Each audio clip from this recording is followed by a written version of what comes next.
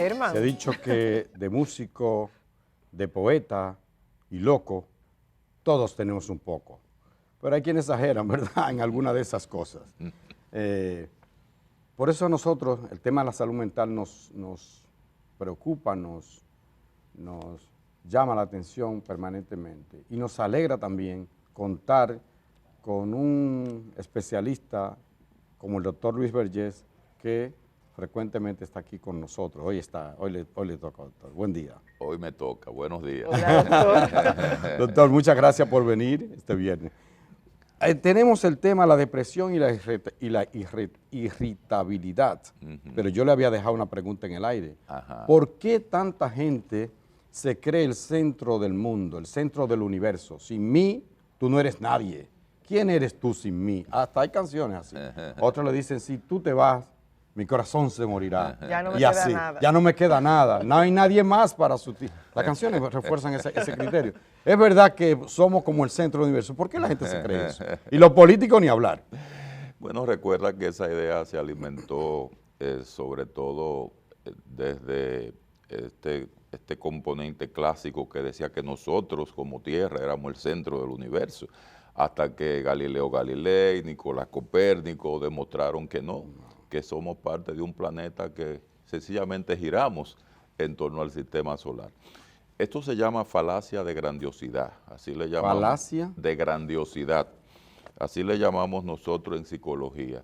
Es una falacia porque no hay evidencia de esa grandiosidad y lo que sí hay es un deseo de sentirnos grandiosos y ese deseo de conectar nuestra necesidad de grandiosidad con una realidad. Por eso tú ves que mucha gente penetra en espacios de poder para que desde el espacio de poder se pueda confirmar esa hipótesis que necesita de su propia grandiosidad. Fíjate que hay gente que lucha por posiciones de influencia, no tan solo en la política, sino en otros escenarios, porque allí no solo van a encontrar la posición y la posibilidad de influir, sino también un grupo de lisonjeros que le van a decir que sí. Lo que le hacen el coro. Sí, mientras tienen el poder, porque mientras no, ya cuando no lo tengan, Se van a hacer coro en otro sitio. y ahí viene una forma de depresión entonces, porque entonces hay un choque de realidad. Es un poco tú caer del cielo y caer en la tierra y decir, pero esto es lo que yo soy, yo no soy lo que decían que yo era. En el caso, doctor, ahora que usted menciona eso, en el caso de los políticos, que es lo que uno más conoce porque lo ve a través de los medios y demás, se habla sobre la soledad del poder, que es luego de que tú agotas un tiempo como líder, que tienes a mucha gente que te acompaña, que te venera, entonces de repente te encuentras completamente solo y sin ese que te anda atrás, sin esa admiración. ¿Qué pasa entonces ahí? ¿Qué tipo de reacciones tendría una persona que se vea enfrentada a eso? Es que ahí viene la parte humana del político, es cuando no tiene el poder.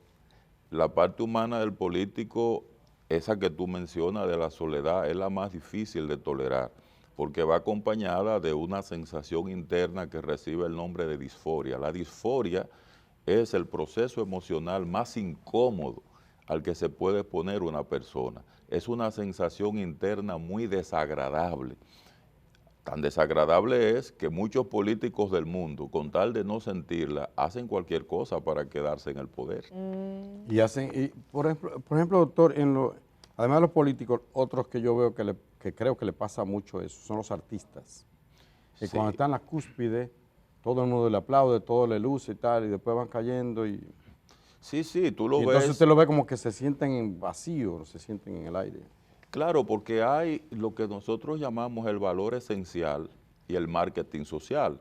El valor esencial es cómo tú aprendes a quererte, apreciarte, aceptarte y valorarte por la esencia que tú tienes, por lo que tú eres como persona. Estas son la gente que difícilmente se deprima, porque independientemente de que tengan o no tengan aceptación de otros, entiende que son valiosos por el hecho de ser personas. Es bueno mandar entonces al cachimbo a los que están criticando. O sea, escuchar la crítica, pero no afectarse por eso. No crear dependencia de la aprobación de los demás, porque el problema es que cuando se crea ese nivel de dependencia, los demás te pueden manipular. Sí. Y cuando no lo tienes a tu alrededor como tú quieres tenerlo y no sigues recibiendo todas esas afirmaciones de cariño, de aprecio y de valoración, que es temporal, porque fíjate, pasa con el atleta, que tiene una vida útil muy corta, Sí. que ya la gente se olvida, y muy poca gente se recuerda de un Ricardo Carti, quizá tú, yo, lo que lo admiramos en nuestra adolescencia.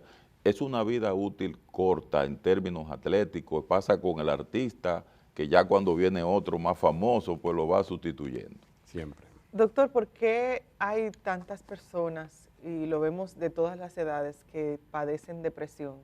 En algún momento de nuestras vidas atravesamos por eso, pero vemos ahora que se amplía el rango de quienes uno supone que tendrían depresión.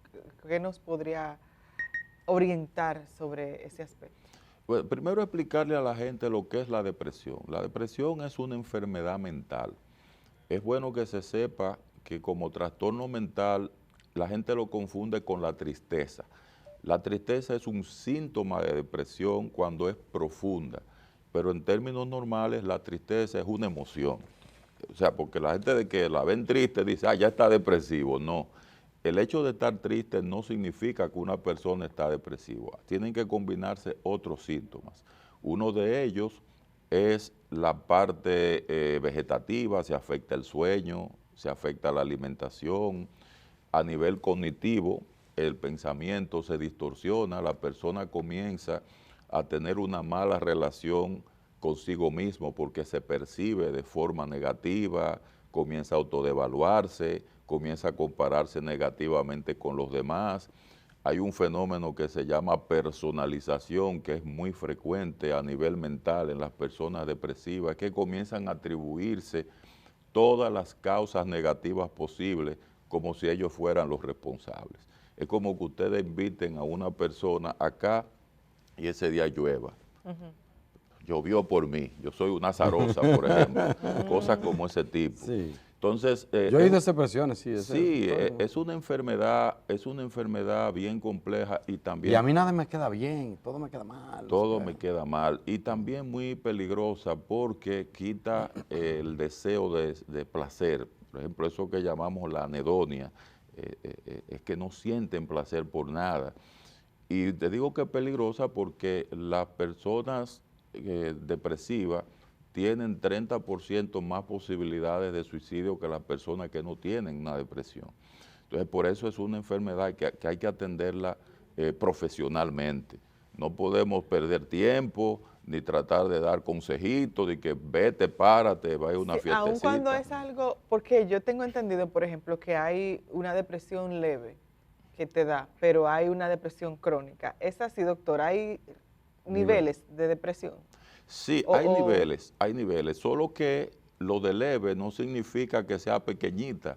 Lo de leve significa que no tiene la cantidad de síntomas para ser grave. Lo de crónico significa que cuando no se atiende de manera oportuna, entonces van cronificándose los síntomas cada vez más y luego cuando la persona accede a un tratamiento, las posibilidades y el pronóstico de recuperación se hacen más complicado. Por eso es tan importante la intervención oportuna, porque como yo decía, la depresión es el principal factor de riesgo para el suicidio. Peligroso. Y yo creo que también afecta hasta la la inmunología. Bueno, el sistema inmune. El sistema inmune que puede tener el organismo, lo puede afectar. Sí, porque se enferma más, la gente depresiva se enferma más que el que no lo es. Claro, es una enfermedad sistémica. Sistémica significa que afecta a todo, porque afecta a la socialización, o sea, la persona tiende a aislarse, afecta la productividad laboral, que la persona no tiene deseo de nada, hasta levantarse de una cama para hacer su rutina de higiene personal se hace bastante incómodo. Entonces eso afecta también la alimentación y obviamente el sistema inmune queda comprometido. Es una enfermedad bastante fuerte y es importante tomar en cuenta que es la segunda enfermedad mental más frecuente en el mundo, fuera de la ansiedad. O sea, el trastorno de ansiedad es la enfermedad mental de mayor prevalencia a nivel mundial y luego sigue la depresión. Estamos hablando que antes del COVID ya el 10% de la población mundial padecía depresión. Después El del COVID 10%. se estima que eso se disparó todavía más. Wow. Doctor, ¿y cómo la gente que nos está viendo dice, cónchole, yo creo que mi hermano, mi mamá, mi papá o mi compañero se ve un poco depresivo? ¿Cómo detectarlo? ¿Cuáles son los síntomas o las señales que da? Mira, dependiendo de quiénes sean, por ejemplo, cuando es una persona mayor o es un adolescente, tú vas a ver mucha irritabilidad. Porque ¿Y tiene relación la irritabilidad con la depresión? sí, sobre todo cuando son ya las personas adultas, porque los síntomas no se expresan siempre de forma directa. Hay manifestaciones sintomáticas en la depresión que se manifiestan de forma indirecta. Fíjate que a los hombres, por decirte algo, por los mandatos sociales y culturales que tenemos, somos muy dados a reprimir cualquier manifestación que nos presente ante los demás como débiles.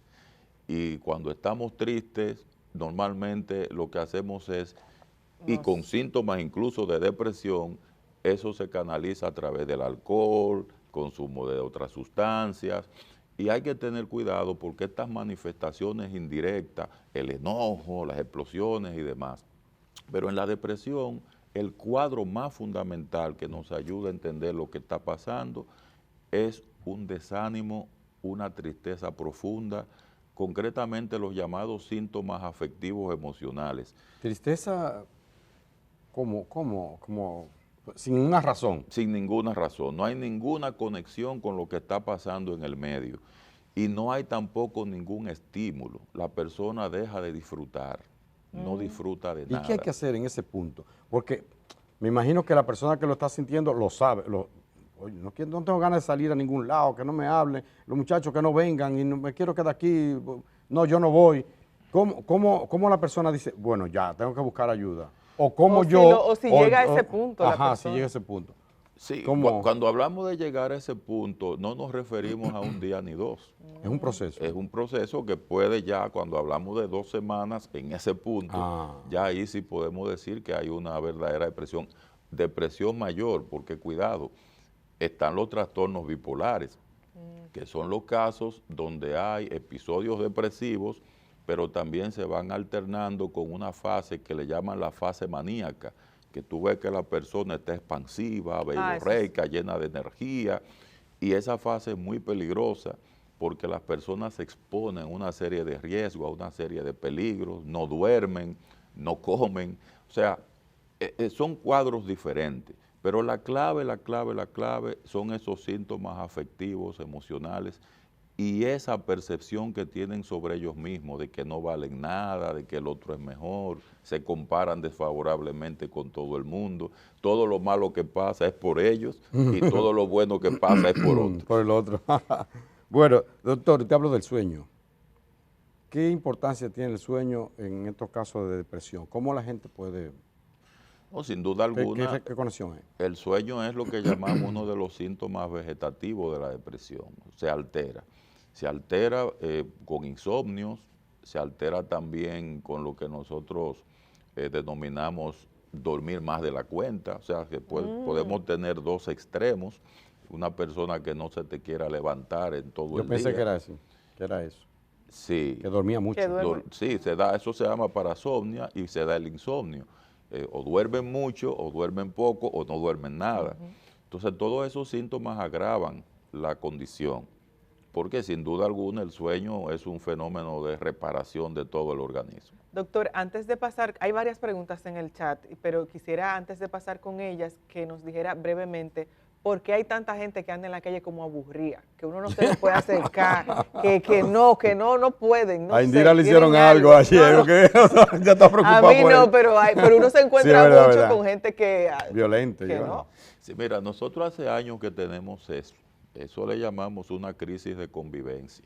Y no necesariamente esto es un problema de salud mental, esto es más un problema social que puede traer problemas de salud mental. Porque los problemas de salud mental no surgen de la nada. Los problemas de salud mental en personas ya predispuestas por alguna condición, pues detonan en ambientes sociales donde predominan comportamientos de ese tipo, de intolerancia, impaciencia, irritabilidad, agresividad, personas que ante cualquier estímulo explotan. Y este estilo que tenemos de jerarquía de uno sobre el otro. ¿Tú quieres saber quién soy yo? Sí. ¿Tú quieres saber si yo soy un hombre? Un juego Sí, estúpido. sí. Doctor, hay varias preguntas en el chat desde antes incluso que usted entrara a esta conversación y hay una persona que pregunta, ¿por qué mi pareja me tiene tanto odio sin motivo alguno? Y dice que hace esta pregunta porque lo enviaron a él a la casa conductual para adultos, ya lo enviaron ahí, entonces él quiere saber por qué Pero si tiene odio que la vote o que lo vote. Germán, esto es serio. ¿En serio? ¿En serio? Quiere dirigirse al doctor Me lo porque el deja vaya doctor para allá. preside esta casa, entonces él quiere saber por qué su pareja le tiene tanto odio sin motivo. Esa es la primera pregunta. Doctor, yo le agrego ahí, perdóname, porque si yo siento que alguien me tiene odio, ¿debo estar con esa gente? ¿O debo decirle? No es una relación sana donde, ¿No es sano? donde predomina ese sentimiento. Mira, y es bueno aclarar algo. Hay relaciones donde la gente confunde el amor con posesión. Exacto. Y confunde el cuidado con control. Y cuando usted no logra poseer y no logra controlar porque el otro no se deja, entonces surge una hostilidad, surge una sensación de malestar, surge un enojo que muchas veces es interpretado como odio. Y en este caso tal vez no sea odio, en este caso tal vez sea un fracaso de un estilo de relación donde se está confundiendo el amor con posesión y donde se está confundiendo el cuidado con control. Hay otra pregunta que dice, doctor, ¿la tiroide y la menopausia tienen que ver con el estado de ánimo a veces agresivo? Pregunta una televidente. Sí, todo guarda relación. Recuerden que nosotros somos un sistema donde personas que tienen deficiencias hormonales también se pudieran poner irritables en un momento determinado. Primero, porque no comprenden lo que les está pasando. Segundo, porque tal vez no tienen un tratamiento apropiado. Otra pregunta, doctor Vergés, ¿una persona que ha tenido una relación amorosa puede ser amigo de esa persona más tarde? Buena pregunta. Amiguito. No sé, diga usted. Dice Maribel que... Yo no lo recomiendo porque los límites tienen que estar claros. Yo lo que sí recomiendo es una buena relación de respeto, una buena relación con un buen retrato de nostalgia, pero que sigan adelante. Que sigan adelante, que no miren para atrás. Que pasen la página. Otra pregunta, mucho sobre pareja. ¿Por qué mi pareja no me habla con educación? Me habla mal. Y cuando yo le reclamo que por qué me habla así, sigue más violenta aún. Ella es muy violenta. Bueno, es que la comunicación violenta, de hecho hay toda una teoría que habla de la comunicación violenta, persigue un objetivo, y el objetivo de la comunicación violenta es dominar a través de la intimidación. Y cuando no se consigue lo que se quiere, entonces se eleva el tono como un mecanismo de lograr ese propósito. Lo primero que hay que hacer en este caso es informarle a la persona la forma como se está comunicando. En segundo lugar, preguntarle a la persona qué es lo que aspira y desea. Y en tercer lugar, plantear una posible negociación y acuerdo, pero con un método que sea más respetuoso. Doctor, en una ocasión, antes de la pandemia, yo estaba practicando yoga. Ajá. Sí. Y entonces uno de mis amigos, uno de mis compañeros, cada uno fuera, a veces hablábamos un poquito, y él decía que él practicaba yoga desde hacía 15 años. Yo, pero qué bien. ¿Y por qué? Me dice, yo soy depresivo. Y él siempre estaba como tranquilo. Él es depresivo. Entonces el médico le recomendó la práctica del yoga porque eso le ayudaba. ¿Qué tan beneficioso puede ser el ejercicio, específicamente en el caso del yoga, que es más que un ejercicio a la depresión? Sí, fíjate que prácticas como el yoga, el mindfulness, que tienen un componente de relajación fundamental y algunas veces se combinan con elementos espirituales, pues traen otros planteamientos, incluyendo reflexión, meditaciones, y eso pues hace un contrapeso a cualquier adversidad emocional que uno tenga. No es lo único que se recomienda porque hay problemas de depresión donde el aspecto bioquímico cerebral es determinante. Por eso se recomienda ayuda psiquiátrica y psicológica combinada. Ya los procedimientos del yoga entran dentro de esa ayuda psicológica, entra dentro de esa ayuda espiritual, pero no es suficiente. No, pero ayuda, claro que sí. Y de hecho, en los programas de tratamiento para la depresión, fíjate que se habla de una filosofía de vida.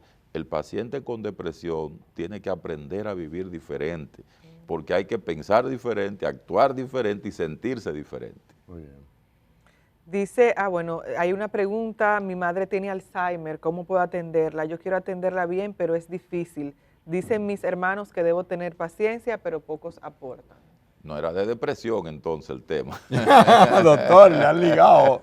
Sí, qué bien. No, mira, todo el cuidado, y esto es básico para cualquier enfermedad mental, todo trastorno en materia de salud amerita una preparación de los familiares, porque los cuidadores también se enferman, y se enferman porque no necesariamente están preparados para cuidar. Y una de las primeras actitudes es saber y aprender sobre la enfermedad. Y tan pronto usted sabe en qué consiste la enfermedad, el segundo paso es respetar al paciente enfermo, ir al ritmo del paciente enfermo, no tratar de imponer nuestro propio ritmo, porque cuando tratamos de imponer nuestro propio ritmo, lo que hacemos es que nos frustramos cuando el paciente no actúa como nosotros queremos. Y esa no debe ser la estrategia, porque entonces cronificamos los síntomas, porque además de la patología que tiene el paciente, se le agrega el sentirse rechazado de parte de nosotros. Doctor, nos vamos a una pausa, pero sí quisiera que nos dejara con un mensaje final, y es la pregunta que realiza Florentino Polanco aquí en el chat. ¿Usted cree que el Estado debería de incentivar políticas para el tratamiento de la salud mental?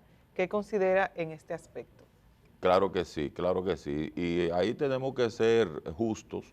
El Estado está haciendo un trabajo en esa dirección, pero falta mucho en el caso de la ciudadanía y nunca será suficiente todo lo que se puede hacer en materia de salud mental, porque la salud mental es todo, prácticamente está en todo. Doctor, siempre es tan saludable conversar con usted. ¿Dónde la gente puede localizar al doctor Luis Vergés?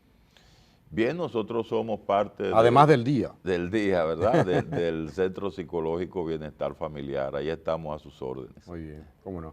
Bueno, señores, con estas sabias orientaciones del doctor Luis Vergés, nosotros concluimos por el día de hoy, pero recuerden que los viernes esta última parte es de Maribel Contreras. Ella siempre viene con un baño de arte para todos ustedes.